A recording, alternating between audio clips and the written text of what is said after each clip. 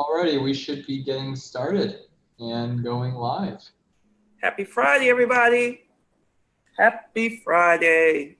Wait a second while IT and all that stuff gets rolling. I want to give a big shout out to the Black Business School and to Dr. Boyce Watkins and his team, who's always been so supportive and helping us bring CannaTalk with ROZ every Friday from 1 p.m. to 2 p.m. Eastern, 12 p.m. Central. This is ROZ McCarthy. I'm the founder and CEO of Minority to Medical Marijuana. So hi, everybody. Happy Friday. Great. So people look like they're rolling in because of, just so you're aware, Roz, we didn't really promote it as hard because we... Absolutely. No, I understand. So what happened this past week, for those who are getting on or listening right now, and if you are streaming and watching, we were supposed to be I was supposed to be in DC for the Congressional Black Caucus. However, Hurricane Florence earlier this week made it seem like things were going to be turning towards the Virginia, DC area. And so we ended up canceling the event. So we did not promote CannaTalk with ROZ as much as we normally do this week because I didn't think I was going to be around. So I'm still able to be here and happy to be here. And I always tell people if it's 5 people or 50 people that are a part of an audience, it doesn't matter. It's all important from, just being able to touch people and answer their questions and to have conversation and have dialogue is so important. So, I'm happy to be here. Great, Roz. Well, we are live right now. It looks like people are starting to roll in. Why don't you maybe give us an update? So there was big news. You were in DC this weekend, or not this weekend, this week. What's going on in DC? Well, I was supposed to be. So every year there's something called the Congressional Black Caucus Annual Legislative Conference. And basically, you guys have to understand that when it comes to not only cannabis in the cannabis industry and policy, but anything, education, healthcare, agriculture, housing market, financing, your laws are dictated by your state and your congressional legislators. And so for each state, there is a state legislation body of these are Black elected officials who have something called a Black caucus. And basically, these are individuals who are elected officials, maybe assemblywoman, assemblyman, a senator, or what have you. And they caucus together to talk about issues that are important to the Black community. And so, in Florida, where I'm located, we have a large, awesome caucus, the Florida Black Caucus, and they were the ones that really helped me to push legislation through for the cannabis industry here in Florida. So every year, the state Black caucus leaders, as well as the congressional. So Senator Cory Booker, Senator Harris, Representative, House Representative Barbara Lee, all the different Black, well-known, all of the legislators, or I would say 9 times out of 10, they are part of the Congressional Black Caucus as well. And they all meet in DC and they talk about issues that are concerning the African-American community. Lots of good public policy conversation. And good parties, I will say that. So there's a lot of good parties, a lot of good things that happen.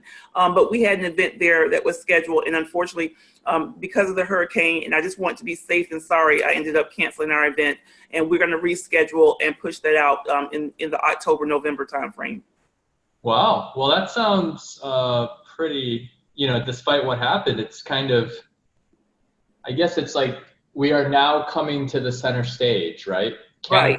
No longer, a bunch of loopy hippie stoners. No longer, Charles, you nailed it. Like last year we were there, and last year we did a Dice networking mixer where we got people together. And so we were also in the conference area. We didn't have an exhibit booth. We were just kind of meandering around and kind of meeting people, sharing our information and our literature. And so this year, I will say this, that Dashita Dawson with MJM Strategy, her team, they drove down from New York, so they didn't have to face a storm. They were in New York and drove down into DC. And long story short, they're there with the booth, and they have, of course, as our strategy officer and as a part of the Black Business School, Dashita also, represent M for MM and making sure she gets information out.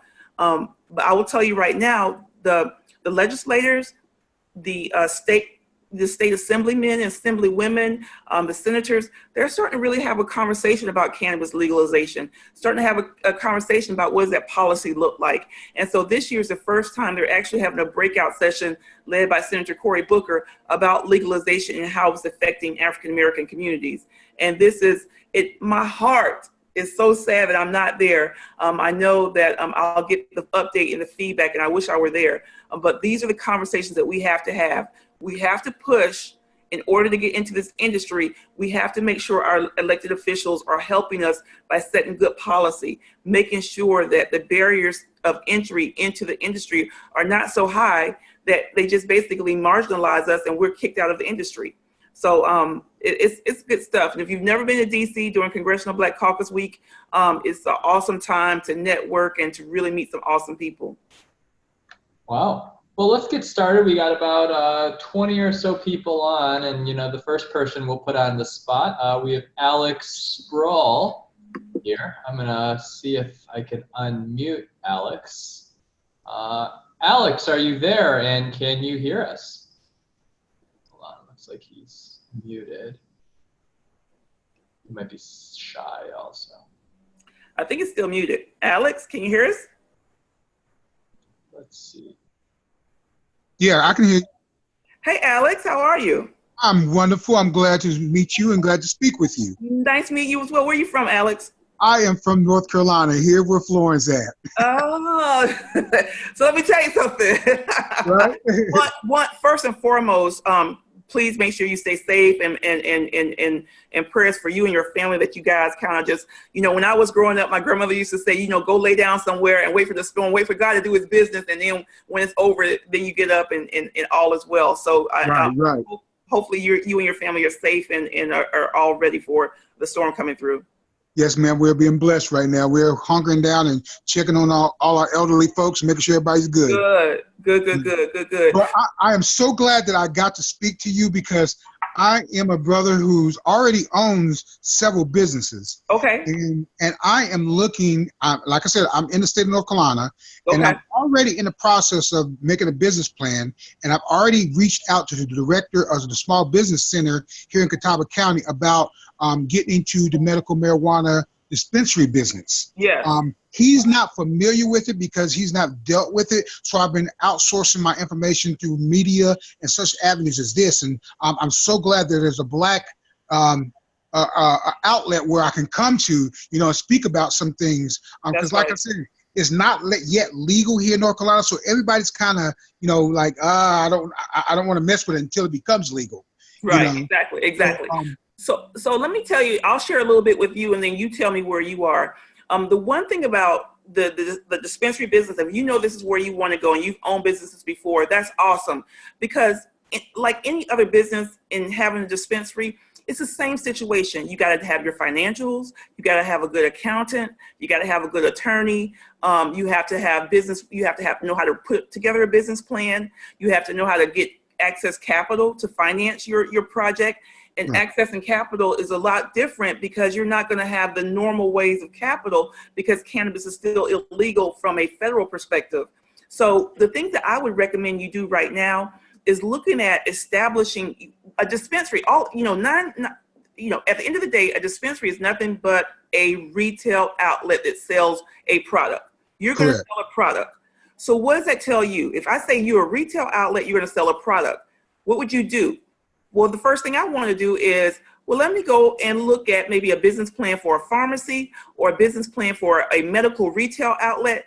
That will give you, or even how they're made up. How do they do, when they go and put together the schematics or, when it comes to identifying a location or, when it comes to hiring a general contractor to build out your space. What does that look like? And if you can look at some sample retailers that are already in the industry from a medical standpoint, that's going to get you in the game. And right now, Alex, I'm going to tell you something. If you guys are in states where you don't have a program right now, get ready. It's coming. So two things I would say you do. Number one, get active and find out who is your elected, when I talked about the Black Caucus earlier, you heard me talk about that? Yes, I did. Okay. So you need to know who your state representative is, as well as your state senator for your district. Right. And then also, and I'm not saying just and for your district, but also if it's not someone that's a member of the Black Caucus, still reach out to someone in the Black Caucus and express your interest and say, hey, not only my interest, but I want to make sure that you're working with groups like M for MM to make sure that they will help you write policy so that we don't get locked out. Okay. Yeah, and I definitely want to get some more information because my mind's been here several years ago because I own a security company, a garden patrol company. So in mine, I'm like, okay, I can utilize that when we come to transporting my product and cash.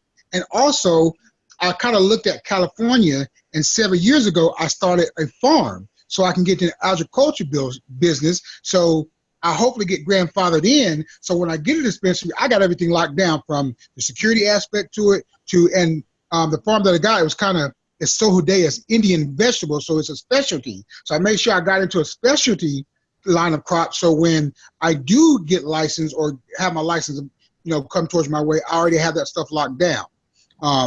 So I've been building this for some time, but now I see it getting close, and I'm like, okay, I need to make sure my ducks is in the row for real now. You do, and you know what? You smart.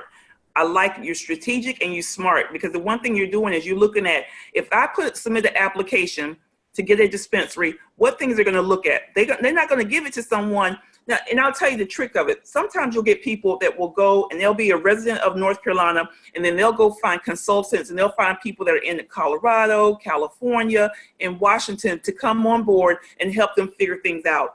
And then from an expertise standpoint.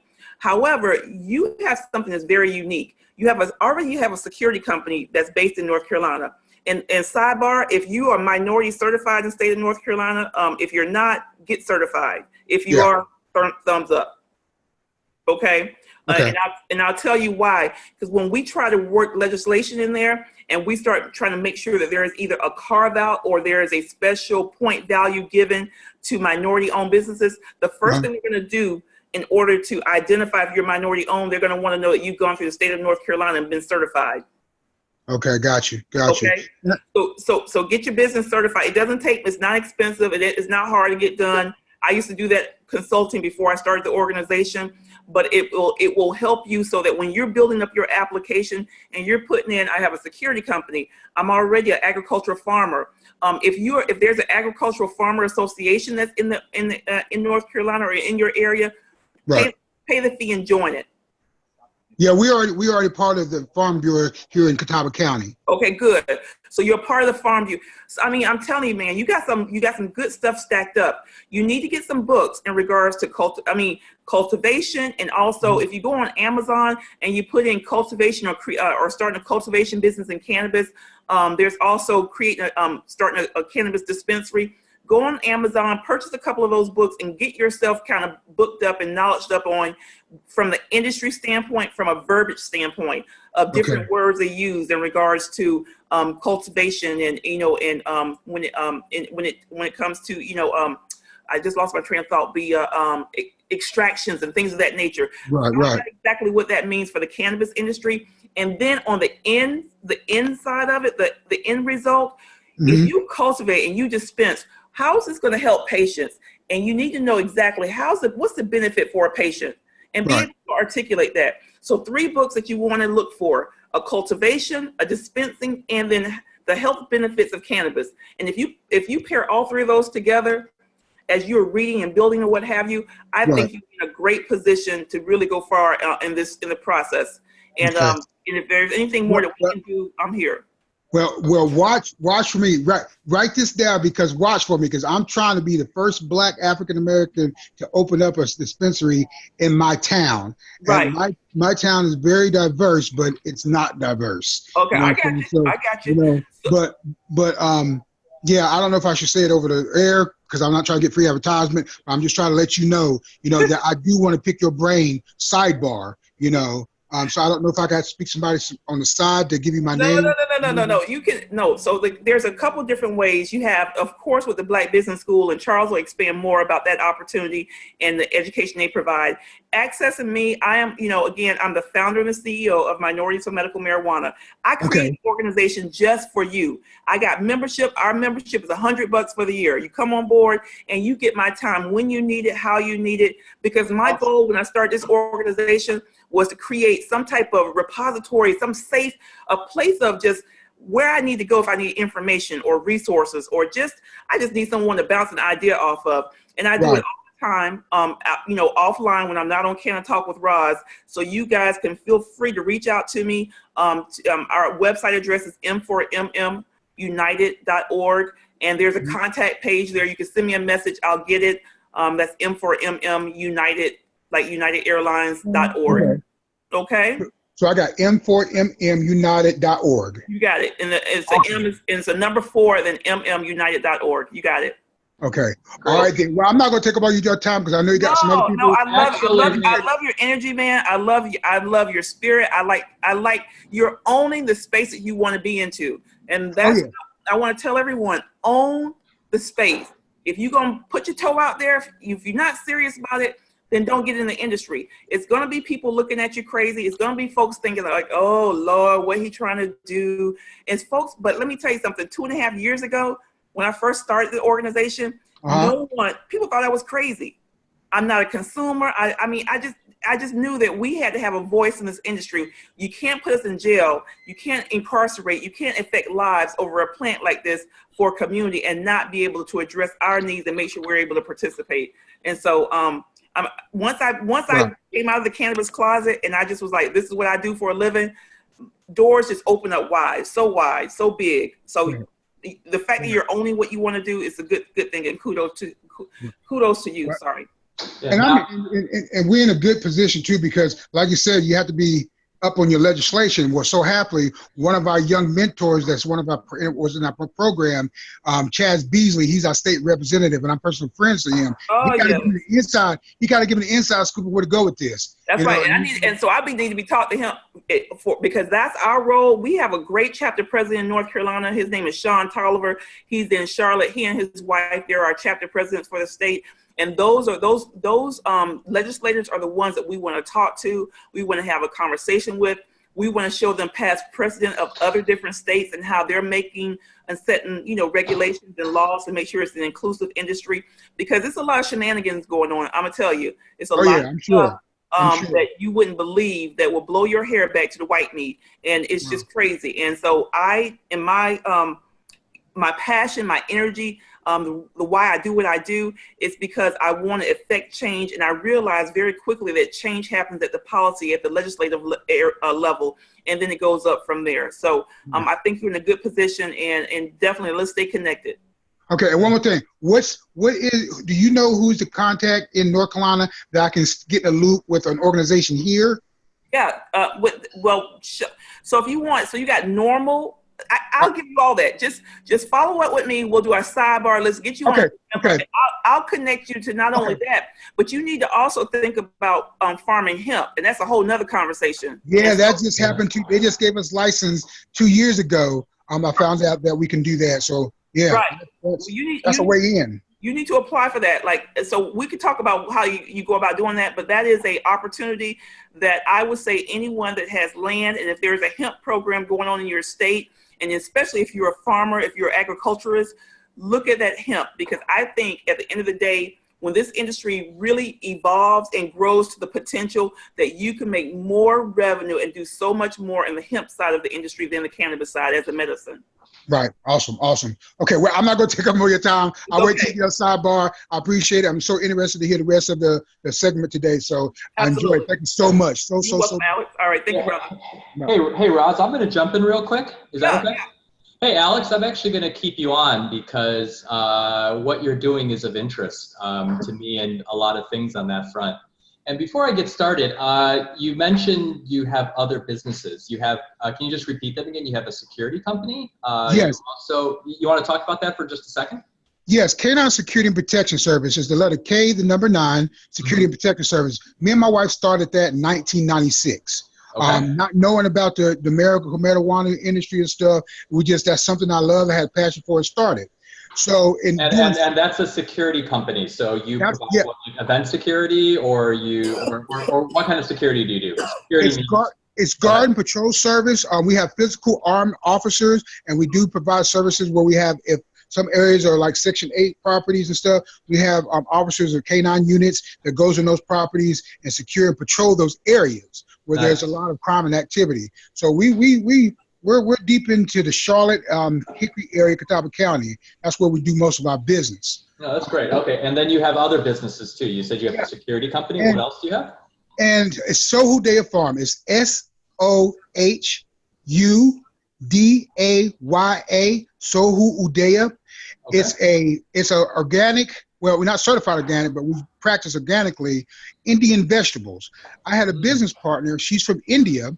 And several years ago, she was like, nobody's catering to her culture as far as fresh Indian vegetables. So she said, if I knew somebody who had some land, I would love to try that out. And I was like, hey, I got access to land. So what we did was have her father send seeds up from India over here first to see if we can grow them on 1,500 square foot of land. It did great because we were worried about, them being a different, not culture, but different time zone and climate, all that sort of stuff. Yeah, I get it. Yeah, so we grew it over here, and 5 years later, we went from 1,500 square foot to 3 years into it, LLCing it up, papering it up, and actually going in grocery stores and Indian grocery stores and selling our products. Okay. So in my mind, I'm like, okay, the whole time I was thinking, if I want to get into this American marijuana industry, I'm seeing a lot of people saying you better get grandfathered in as a agriculturist. So that's why I said, well, let me go ahead and step my foot into the farming industry so I already be grandfathered in. Okay, so now with your business plan or your idea, are you planning on being a grower, or are you talking about being a dispensary? I'm trying to surround the whole wagon, the whole circle, and do it myself. It's grow, because what's funny about it, my business partner is a biochemist. So she has access to know how to, botanical, do stuff like that on her side of the business. She's like an engineer kind of botanist kind of person. But long story short, that was what my whole thing anticipating was when I looked at the security part of it, I saw that the government is requiring you to have some kind of security in place to make sure you transfer to protect your money, and not also your money, but your product. So I said, okay, smart dude, got the security company covered. Now if I can just get the growing and then get the dispensary, I'll have everything I need under one roof. Nice. So that's what I'm kind of working on right now but it's just got to be the laws passed in North Carolina is what's got my hand, underneath my laps right now. Yeah. So let me tell you a quick story, Alex. And I don't know, do you drink coffee at all, or are you familiar? Are you a coffee person? Yes, I just had 2 cups just now. Wonderful. So you're familiar with Starbucks coffee, right? Correct. So obviously we all know Starbucks because they're the #1 coffee dealer out there. Do you know who the #2 gourmet coffee dealer is?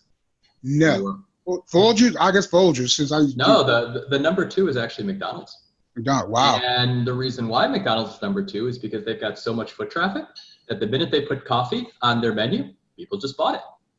And the purpose of the story is just kind of open your mind. You're looking at getting into the marijuana space, and with everything you said, that makes perfect sense. But right now, you've got a little bit of a hurdle because you're saying, oh, it's not legal, so I'm not going to get in. I got to wait and get ready.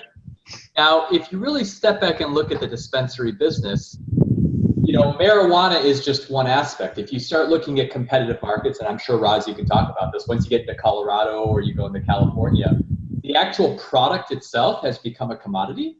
And these dispensaries are more it becomes more experiential. Like think of coffee, right? How many people actually go to Starbucks? Yeah, you go to Starbucks to get your coffee, but many people go to Starbucks because, I like the lounge feel, I like how it looks, right? That's the concept of the coffee shop. The coffee's all right, but it's more about the experience. So if you're really looking at this, now that you've got farming, you've got some land, and ROZ has mentioned about hemp and everything, I would recommend you even start taking a look at, if I'm going to put this dispensary out there, there's going to be product, but what else am I going to do about it to set myself aside?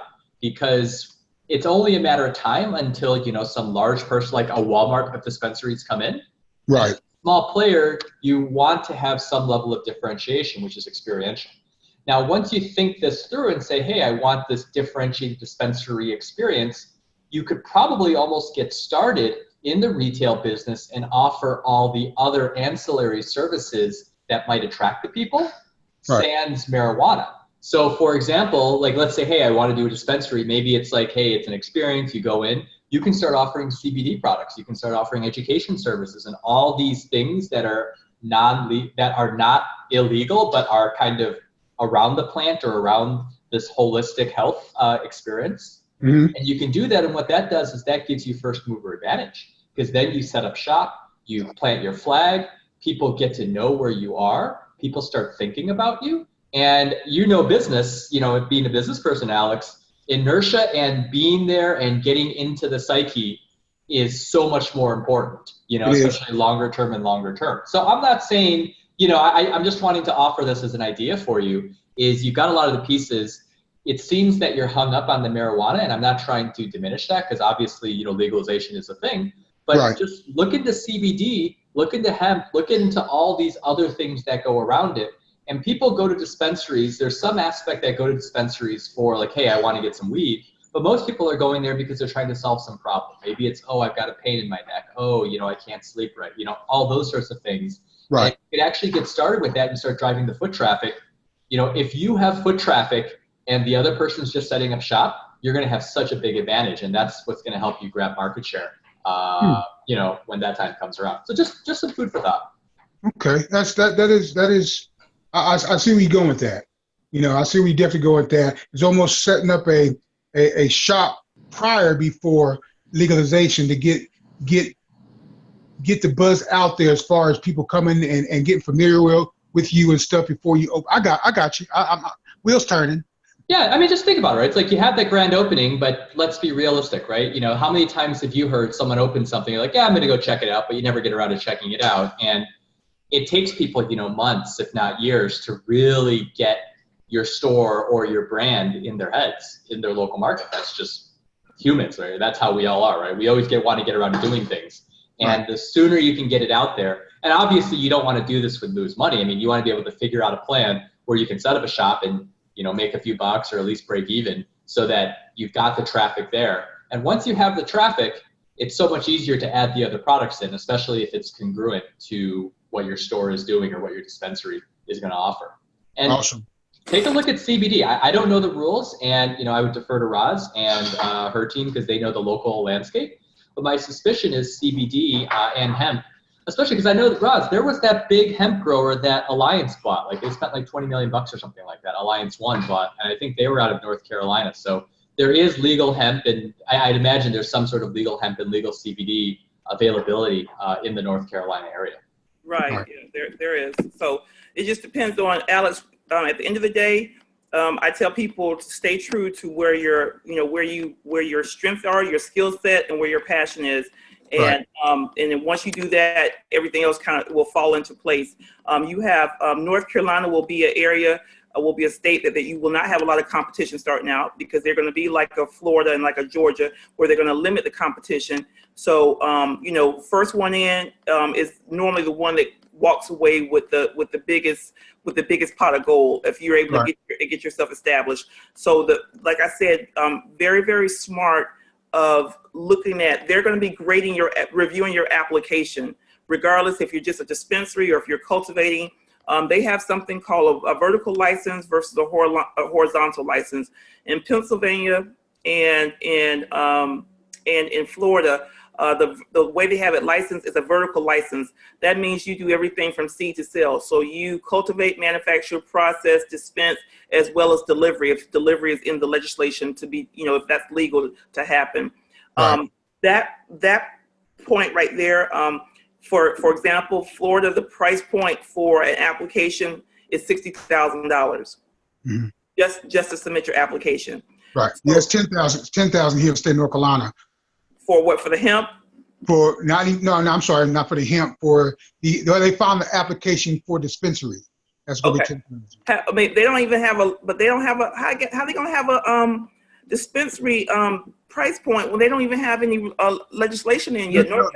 They're using a format from someone else's, and that's what I think Normal was kind of using a guideline off of theirs. Yeah. So what that means is that they're hoping like they will make a recommendation, but this is all going to go. So what happens is that first you got to get a constitutional amendment on the ballot in North Carolina so that you guys can vote on it, unless the governor does an executive order. Your governor is not going to be, he's, I would say, not liberal enough that I don't think that's going to do a executive order for a medical marijuana program. So what happens is they do a constitutional amendment where you have a lobby groups or these PAC, political action committees. They come together, they get X amount of signatures, and if you get, it depends on what your state, what the Secretary of State for your state, what it takes to get on the ballot.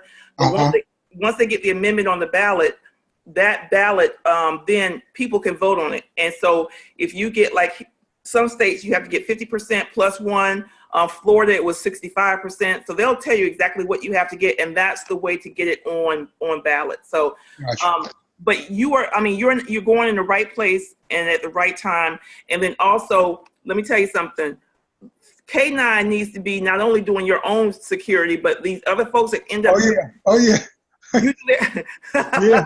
Yeah. Because I even said to myself and told my wife, I said, we need to go ahead and get our armored cars in line and go to other states and work in these other states just to see how it is. So when we do have ours, we can go ahead and make sure everything is right here in North Carolina. Because I got family in Virginia, DC, that I can set up shop as K9 security and put a armored car service there to transport. I'll do you one better. I got 2 members in DC. One that just has a dispensary, and one's getting ready to get another dispensary. And in Maryland, I can get you in contact with them and see if they need any security support. Even security is not only just the individual; it's the cameras, it's the video surveillance, it's the being able to do, it's the proactive analysis of, how do you close your business at night? How do you get your product in? And so they may have the being able to tap into you as a resource. So that's another opportunity to get that in. And there is one of the largest cannabis. Okay, so you have ancillary cannabis business, but one of the largest ones that's on on NASDAQ right now, is on the stock market, is actually a cannabis security company. I can't think of their name right now, but if you Google cannabis security company on stocks or what have you, I think I want to say U.S. American, but it's a huge security firm. They got contracts throughout the country, and all they do is just cannabis, security, from a dispensary, the cultivation site, to delivery services, all of that. That's what they do. Right. Awesome. Yeah, if you definitely give those numbers, I'd love to make contact with them, because we've been, like I said, security management for some time, so I definitely can help them out. Absolutely. And think about safe management too. You need put products safe. That's another issue, because you have to have cash on hand. And I know I've talked to a couple of dispensary owners where they had someone that brought in safes. It wasn't a great safe. It didn't work out. So even something like that, where you end up equipping people across the country with safes or access to safes that are appropriate for their business, for products as well as for the cash. I mean, that's your sweet spots. Yep. I appreciate that. You're welcome. All right. We'll talk soon. Okay. All right. Thank you so much. You're welcome. Great. Well, Roz, that was a great conversation. Why don't we put it out there before we get our next person? Let's have Herbert Jacobs we're going to have up next. But for everyone who's tuning in on Facebook Live, if you want to post your question for Roz in the comments, I am monitoring the live streams right now. And after we have Herbert speak, we will try to answer your questions. Absolutely. So we've got Herbert coming on. I'm going to try to unmute him. Herbert? Hello, Roz. Hey, how are you? I'm good. How are you? I'm doing well. Good. Where are you from, Herbert? I'm out of South Carolina. I actually was on last week. Okay. All right. Well. Are you safe? The family's safe? Everybody's good right now with the storm? Well, so far where I am, it's we're getting some wind, we're getting some rain. The storm has hit land. Okay. And it's anticipated to be downgraded, and it should enter our area sometime around 8 o'clock tomorrow morning. Okay. All right. But the winds, I think the wind should be no more than about 40 miles per hour. But there's going to be an abundance of rain. That's awesome. Well, I'm here in Florida, so I'm used to hurricanes. I grew up with it. This is all I know. So I'm with you, brother, and keep you and your family in safety in my prayers as you guys weather it out. What part of South Carolina are you in? What city? Okay, I'm near Dillon, South Carolina. Okay, give me another city. All right. Well, yeah, I forget about that, but I'll always say if you're familiar with the location of Myrtle Beach. Okay, all right, I got you. So how far are you from Myrtle Beach? Okay, I am inland from Myrtle Beach, about 50 miles. Okay, I got you. So tell me, what were your thoughts today? What were your question about the industry, or what are you interested in doing? Oh, well, I read an article, and I'm only having pieces of it kind of come through to my mind right now. Okay. But the article pertained to something that was announced yesterday, I believe it was, that had an impact on the price of marijuana stocks. And the announcement related to, for example, I remember having read this. In the article, it stated that individuals who live in Canada and are hands-on persons relative to marijuana, them coming across the U.S. border may pose some problems for them. Okay.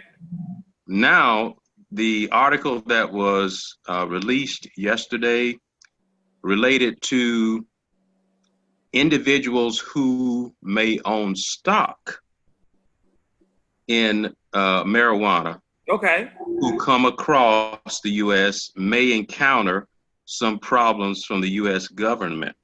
And I wish I had it before me such that I could be more detailed and more specific, because I'm just having kind of small memories of what I read.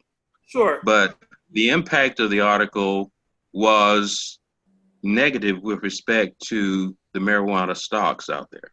Okay. They dropped kind of precipitously. Did they? Okay. Last night. Okay. And my question was if you're familiar with that at all. I am not, but that's not to say that what you read is there is some truth to it, or there is some type of concern or what have you.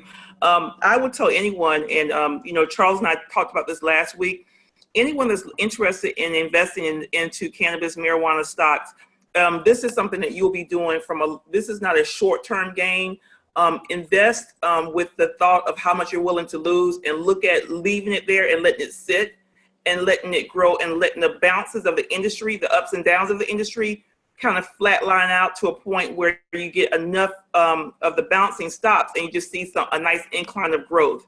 And so I am not, and I will say this disclaimer, I am not a financial advisor. I do not recommend stocks. I cannot tell, I just try to put you in a frame of mind of expectations and things to think about, and giving you some food for thought or what have you. I always tell people, educate yourself on if you're wanting to invest in the industry.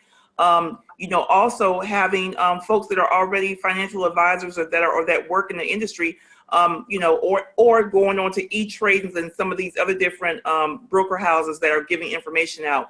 But I definitely would look at, if you're looking to get into the industry, investing wise, look at a long-term strategy versus short-term, and the bounces that you see in the ups and downs. I believe that you have an industry that is anticipated to do almost $30 billion in revenue by the end of next year. And so when you look at the incline of growth, at some point in time, yes, you may plateau, but I think you're nowhere near that time.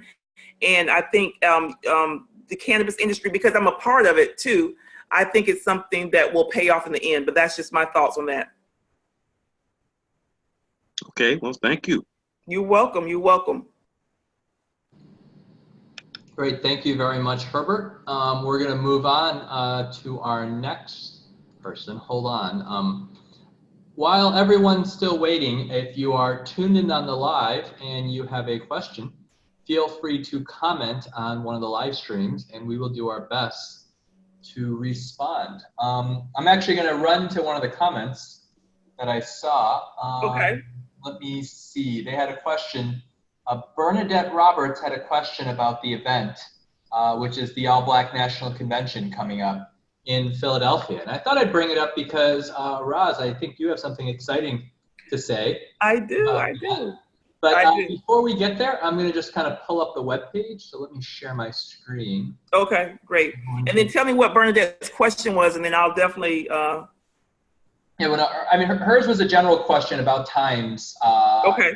For the All Black National Convention. So if you go to allblacknationalconvention.com, there's the site, and the schedule has actually been posted on the site.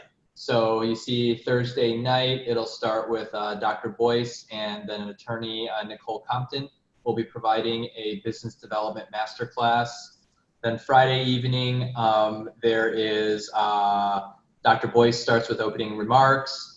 There's a panel discussion, being Black in technology. I think Deshita is on that panel, and I think Roz, we're waiting on your confirmation. Yep. I'll be in that confirmation. I'm confirming right now. What's that, Friday at what time again? That's Friday at 6. I have to get that back to Michelle. Okay. So that's, so great. It'll be maybe both you and Deshita and a few other people on a panel discussion about being Black in technology. And then there's a keynote. Have you met Julian Gordon before, or do you know him? No, I haven't. Oh, he's great. Julian went to Stanford, an incredibly intelligent person. So he'll be providing a keynote on Friday night. Now, this isn't on the schedule yet, but I believe we are adding some cannabis classes. So if you look here on Saturday in the morning, for people who aren't in the stock class, we've got a place, an opening from between 11 a.m. to 12, and then another opening between 3:45 and 5. So I still need to sync up with Roz and Deshita in terms of, what sort of programming, but we're going to add some cannabis sessions on Saturday, which will be really exciting. I think with everything going on, and hopefully, fingers crossed, could we have a dice mixer maybe on Saturday? I think we can do it, man. I think we can. I think there's a lot of good stuff that's going on in the evening, so I would love it if we can do something around, that 10 o'clock for those people that don't do the stock market master class, who want to do the cannabis education 101. Business development. Let's just get nitty gritty, and let's talk about how to get into the industry from a touching plant standpoint to a ancillary services, ancillary business standpoint. And the good thing about it is that we're going to, and Charles will definitely confirm, but the cannabis class will be open for the public there in Philadelphia if you want to attend, and for members of M4MM, and we're going to do a dice mixer afterwards. So maybe at 12 to 1 o'clock, have some lunch pulled to the side. And this is for folks, DICE stands for Diversity in Cannabis Experience. And we do these networking mixers throughout the country in different places, just for us to have dialogue and conversation, and to start talking to one another, especially in making connections and building relationships. So I'm so excited that we're planning this for a Saturday, September the 29th in Philadelphia. So make sure you join us there, and I think we're going to have a really good time. Great. And one second thing, I had another question. I'm not even sure where to get started. I'm going to let the cat out of the bag, but Deshita is hopefully in the next week or so has a new book out. I heard. To enter the green rush. So it's basically, she's distilled all of her knowledge, and this is probably going to be 50, maybe even 100-page long book for entrepreneurs, consultants, contractors, and professionals. So that'll be really exciting too. So everyone who's out there who has questions, I don't know where to start, where do I go, where do I even get started? Be on the lookout for Deshita's book. I love it. So Deshita's great. She's someone that's young and just a go-getter, spent lots of years in corporate America and was able to transfer that skill set over to the cannabis industry. Very knowledgeable. She's our chief strategy officer with Minorities for Medical Marijuana. I met Deshita over 2 years ago. I was doing a presentation and she was there as a guest, and afterwards she was like, I had to come meet you, and we have been connected by the hips ever since. And so whatever she's doing and however she's doing it, I support her 100%. And and you got to find a circle. Anyone that's listening to me, you got to find your circle, your cannabis family, your cannabis circle. And that's what M4MM, we create this family-like environment where we're just here for one another, because this is a really, it's not the easiest industry to get into, and it's not simple. And there's a lot of different things. So whatever she puts in her books, any nuggets that she puts in there, they're going to be worth it, because she's going to tell you from her experience what you don't have to go through. So, you know, big ups to Deshita and the good things that she's doing, and having the thought to say, listen, let me put this down and make this so that I can make it crystal clear how you can transition and translate your skills and transfer your skills over to the cannabis industry. If you're an attorney, if you're an accountant, if you're a consultant, if you're an educator, if you're a social worker, if you're a nurse, if you're a physician, if you're a pharmacist, if you're, you know, whatever it is, you can transfer that skill set and come into a new booming industry. Great. We are going to have Mary on next. Okay. Clicking allow to talk. I don't have a last name for Mary, unfortunately. Let's see if she's unmuted. Hold on.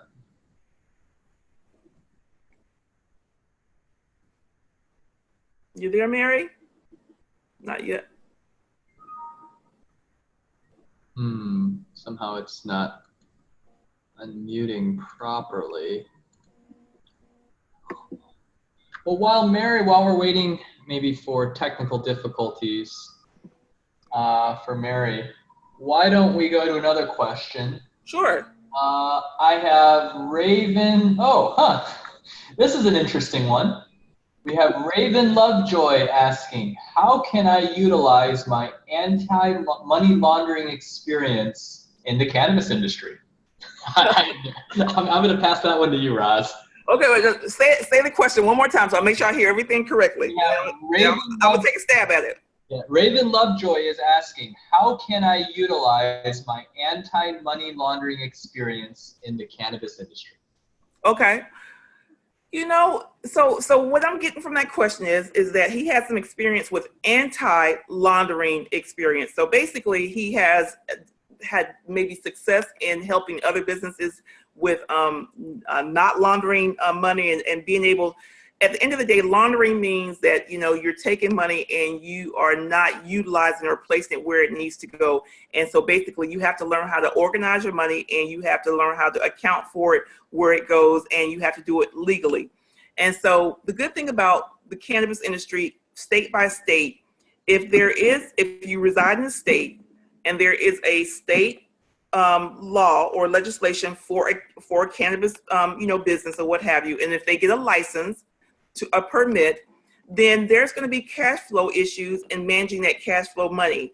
And so, you know what, you could really, honestly, if you are I don't know what your background is, if it's a finance or accounting background, I'm not quite sure, it's such a loaded question, but you may have some insight to help these organizations to understand how to make sure they don't leave themselves open for someone to come and want to scrutinize their books, or someone to want to come and make sure they're knowing exactly how to do things exactly the way that you need to do it in order to not get shut down or have your license lost to you. And that means managing your cash flow.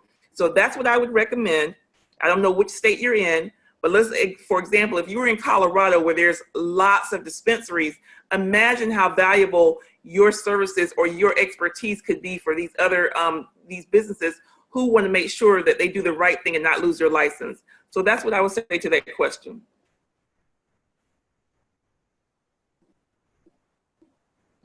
Definitely, no, that's a good one. Now, let's move on to our next question.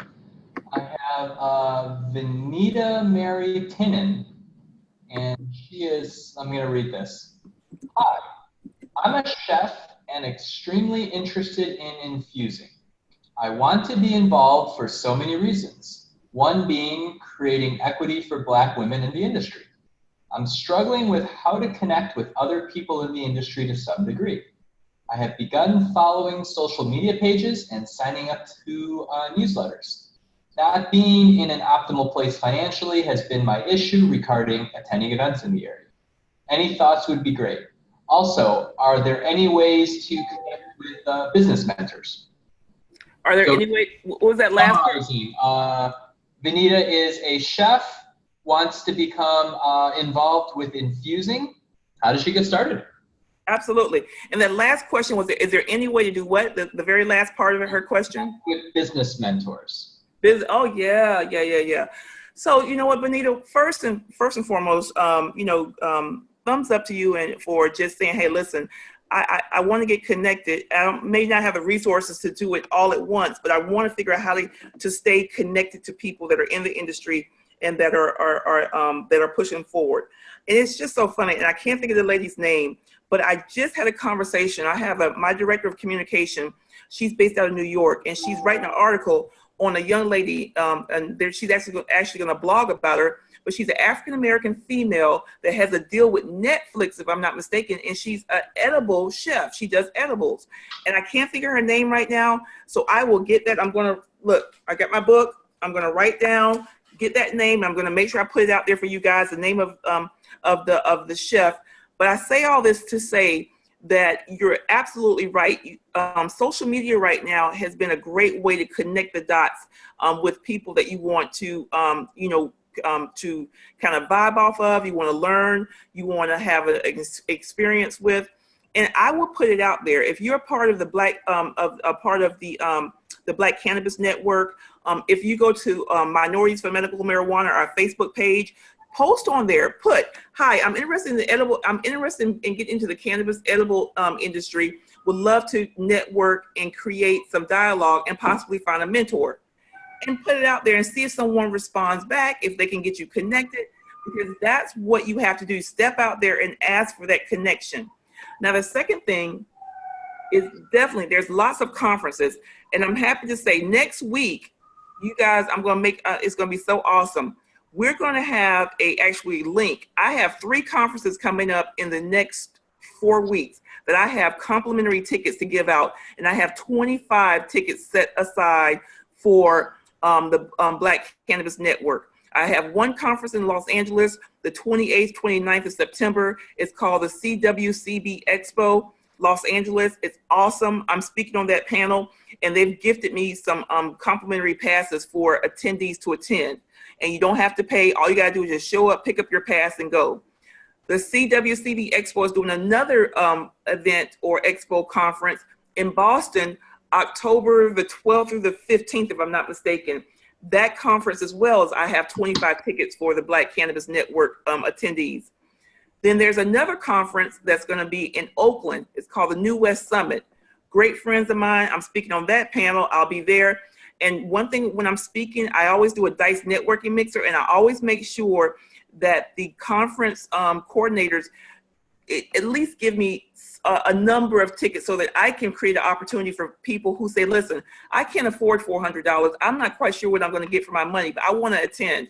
And so in Oakland, and that's October the 13th, I think, as well, through the 15th, we'll have about 25 tickets for the Black Cannabis Network, and we can raffle off if we just, it depends on where you're located, if you want to get one. So next week, I'll actually have a link. All you have to do is just click on the link, open it up. It takes you to Google form. You put your name, you click off which one you're interested in. You give us your email address, and then we'll start, if we get more than 25, we'll raffle off, but we'll get you guys into these conferences. Wow, that's exciting. That's awesome. Thank you. We definitely need to talk about that, Roz, because I'm sure we know how to fill those seats quick. I'm sure you do. One thing I also want to share, I'm going to kind of show you guys behind the scenes, kind of what's going on in the Black Business School and what's new. Mentorship has actually been a big question, right? We all know success leaves clues, and do we really want to go reinvent the wheel, or can we find people who've been successful? So one of the classes that Lawrence has been working on is he's gone out in the industry and literally found many of the people who have been successful in the industry. Now, the reality is today the industry is dominated by a certain demographic. But regardless of the demographic, information, knowledge is knowledge, right? So we have a class coming up where basically Lawrence has gone and went to all these people. So you have a chef, and I just bring this up, there's a chef person, his name's Ezra Malmuth, and he was the guy that he's won a bunch of High Times Awards for healthy, nutritious snacks, We've got, people in information technology, topicals, growers, financial management, social media, supplements, so forth and so forth. And what Lawrence has done is, if I were to just kind of click on what the class looks like, he's gone out and he's actually interviewed all these people. So spent, a good hour or so interviewing them, and then done a nice write-up about, what are the 5 things, if you were to start all over again and get back in the cannabis industry, what are the 5 things that you would want to know to be successful? So that's just one of those things that's in the pipeline and should be released fairly shortly. But the information is, it's a great class in terms of, what the people are putting together, and should be exciting moving forward. That's awesome. If you guys don't take it, listen, that information they're providing for you, if you're not signed up for the school or in the class, or I don't know if it's if it's open for everyone, but it's so valuable. And it doesn't matter. We do have some people of color who can fit some of those areas, and I'll share that with you, Charles. I'll look at those areas and see if I can make some recommendation. But at the end of the day, you guys, it doesn't even matter. If there's someone willing to give their time and give their energy and help you answer questions and help you basically not reinvent the wheel, don't sleep on it. Get that information.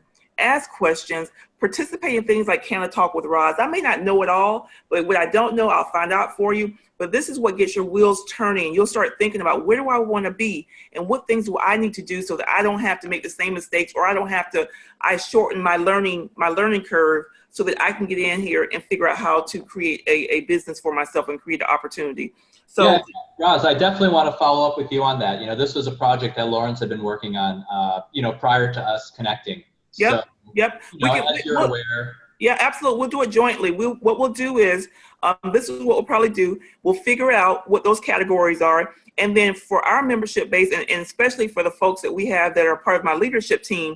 So, because M4MM we have 20 chapters throughout the country, and we also have a Jamaica chapter. And so you'll be surprised. We have Billy Renals is a expert cultivator. He's a great mentor. He's based out of Jamaica, so he's touching the plant all the time. He's awesome. He knows it. He teaches this stuff, and so he's someone that we could quickly recommend as a mentor. We have Cheryl Murray Powell. She's our general counsel. She also has an extensive background as a cannabis legal eagle. Can talk about contracting and things of that nature, and how to protect yourself when you are coming up with ideas and brands. You can't share everything with everyone. So make sure you protect your intellectual property, protect the work that you're doing, create, but protect. And so therefore you can go and then when you're ready to unleash rather, or share, that no one's going to try to get a jump on you, or that your information is proprietary to your brand.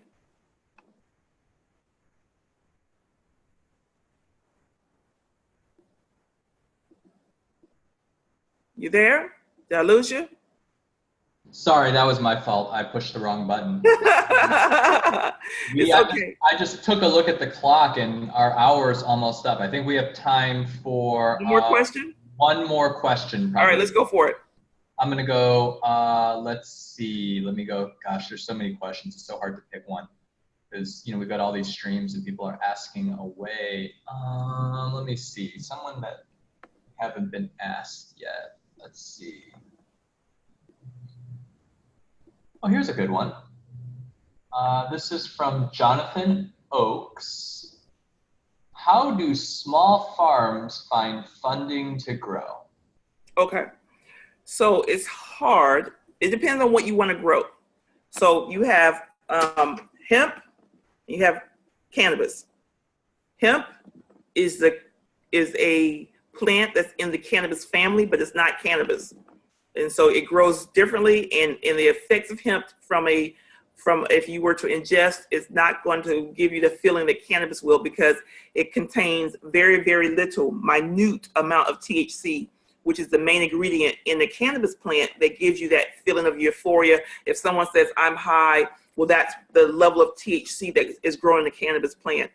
So Jonathan, if you're thinking of growing and you want to first start out, and you have a farm that's small, depending on your state, what you may want to think about and consider is thinking about growing hemp.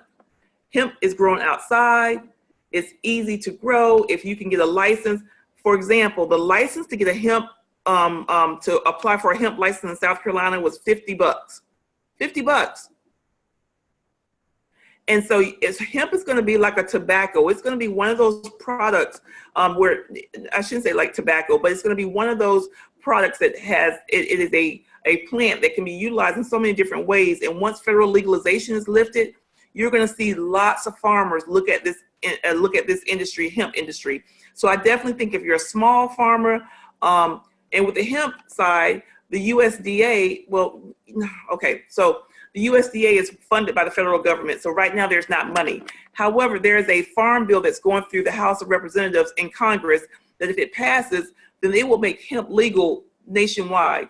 And then if that happens, the USDA will come in and they will actually give you money to help you start your hemp farming. So that's what I'm saying. If you're thinking about you want to be in this industry, don't get caught up on cannabis per se. Don't get caught up on, I want to cultivate marijuana. There's other ways to get in, that there's money that will pay for you to get yourself set up, especially if you are a Black farmer who's wanting to make sure that you don't lose your land, that you're still able to farm and be an agriculturist. And so that's something to look at, but it really depends on which state you're located in. And so next time, Jonathan, if you get on, call in and let's talk a little bit more about your situation. I would love to, hear more where you're from and give you more advice. Great. Well, I see there's a lot more questions, but unfortunately, we are out of time. Roz, I want to thank you again for being so generous with your time. No, thank you for having me.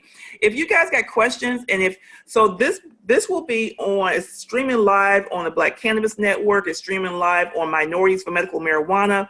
It's streaming live, if you go into the comment section and ask her questions, and if you tag me, it's Roz McCarthy, R-O-Z McCarthy. If I see it, I'll answer the question, or I'll try to figure out where all the live streamings are. And if I see your question, I'll answer it as quick as I can in a quick, comment. But feel free if you want to reach out to me. My number is 877-900-0832. That's 877-900-0832. And I'm the founder CEO of Minorities for Medical Marijuana. And that's M4MMUnited.org. And my email address is ROZ, R-O-Z, at M4MMUnited.org. So thank you, Charles, for always being the gracious host to support and help this kind of just flow so nicely. And I'm so excited. I hope to see everyone at the Black National Conference in Philadelphia. We're going to have a lineup. It looks like it's a go. We're going to be talking about cannabis. Come see me. I'll be there. Let's have a conversation. And thank you guys, and have a great weekend. Great. Thanks a lot. Bye-bye. Bye.